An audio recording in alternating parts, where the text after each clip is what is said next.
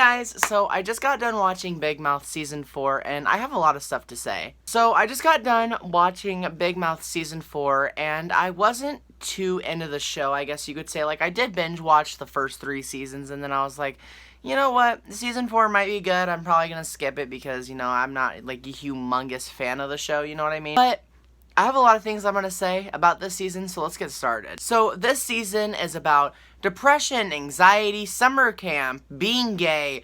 Tons of stuff happens in this season. But before we get started, I want to say that this season felt more real than all of the other seasons that we've got. Like, I felt some deep connection to this season for some reason, and it just blew my mind. Now, like, the writers writing this season, I don't know if they were the original writers from, like, seasons 1, 2, and 3, but it felt different, and it felt more, like, real and, like, outgoing, smart, fun, and inventive, I guess you could say. And watching seasons 1, 2, and 3 again, I'm probably going to do that. It's completely different, and season 4 it hits differently. It really does. Now, my favorite little storyline in this season was definitely Matthew's little storyline, where his mom doesn't approve of him being gay, and she thinks that it's just a choice, and he tells his dad, and his dad is perfectly fine with it.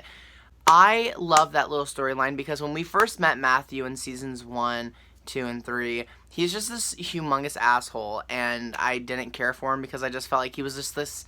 He was another cliche of a gay character from a TV show or movie, but this season he felt really different. I really liked that, so props to the writers because they made him, like, be exceptionally cool and outgoing.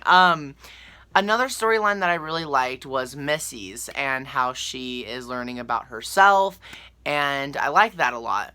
Also, her voice changes in the very last episode. It's going to take some getting used to, but her voice isn't too terrible, which is good.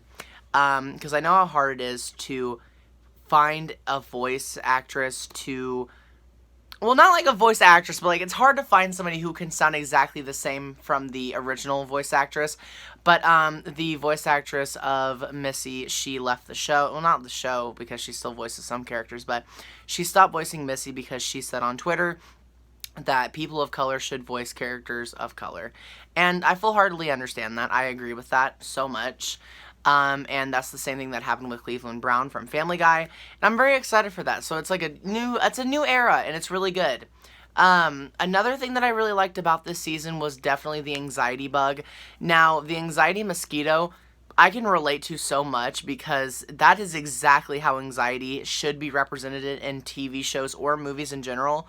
I have a humongous, like, problem with anxiety, and I related so hard to that. The depression kitty came back in this season. I can relate to that. This year just sucked so much for me, and I know a lot of you also hated this year.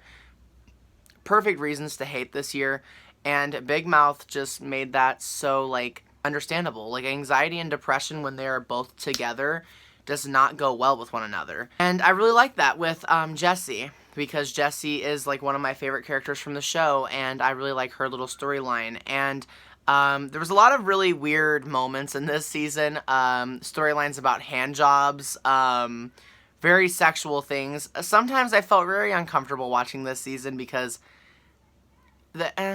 it's not... I don't know. I've never watched a show that was this explicit before, I guess you could say, where they show body parts, and Netflix, I guess, doesn't give a shit, so that's cool. But I felt so uncomfortable watching this season, but that's fine. It's okay. But I really did like the storylines that they decided to put in this season. I can't wait to see what they put up for season 5 because I don't know how they could top it. Like, what's worse than, what's worse than anxiety and depression? I literally don't know. I have no idea. Because anxiety and depression is just something that will never change. It will always be there, and you have to get rid of it yourself, and I think that that's what they showed us in this season, that you have to be the one who gets rid of that. You need to understand yourself. You need to love yourself, and that is how you can get rid of your anxiety and depression, is if you love yourself. And that is exactly what happened in this season. I really like that little story to it. So many amazing things happened in this fucking season, and, I really liked the couple that they had for this season, which was Jay and Lola. I really like them being together, but then at the end they break up because Lola didn't say I love you to Jay after Jay said I love you to her. And we found out it was like a deeper thing with her. She said that every time she says I love you to somebody, they turn out to, leave. And I felt that. I really did feel that. And Jay did not care. But, if I dated somebody and they said that to me, I would be like, oh, okay, well, that's perfectly fine. I understand that. But I don't know. Maybe we'll see what happens in season 5. Hopefully they do get back together because she said that he's in hell for the next season, so I'm very excited to see what happens. I don't know what else to say. I thought the voice acting was very good in this season. It felt real, it felt passionate, and I really liked that about the show. I know there's a lot of people online who don't, aren't big fans of Big Mouth. Big fans of Big Mouth. Oh my fucking god, kill me now. There's a ton of people online who critique this show. And I get it. I understand. It's not like BoJack Horseman or Tuca and Birdie. I get what people are coming from, but at the same time, at least it's not as bad as other Netflix original shows. I'm not going to name any because if you guys like them, then I'm not going to get into it, but there's some Netflix shows that I'm not a fan of that I think Big Mouth is a lot better than. In the season, we have some cameos that I'm very fond of.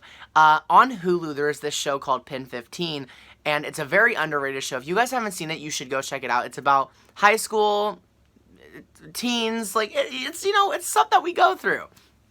And they had a cameo in season 4. It was Maya and Anna.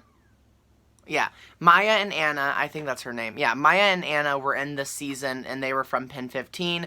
Very amazing. It was just perfect. They acted the same way that they do in Pin 15 in Big Mouth, and it was just amazing. There was some references to Netflix original shows. There was a reference to Russian Doll. I really liked that, where it was either Nick or Andrew fell into this elevator, and the girl who plays...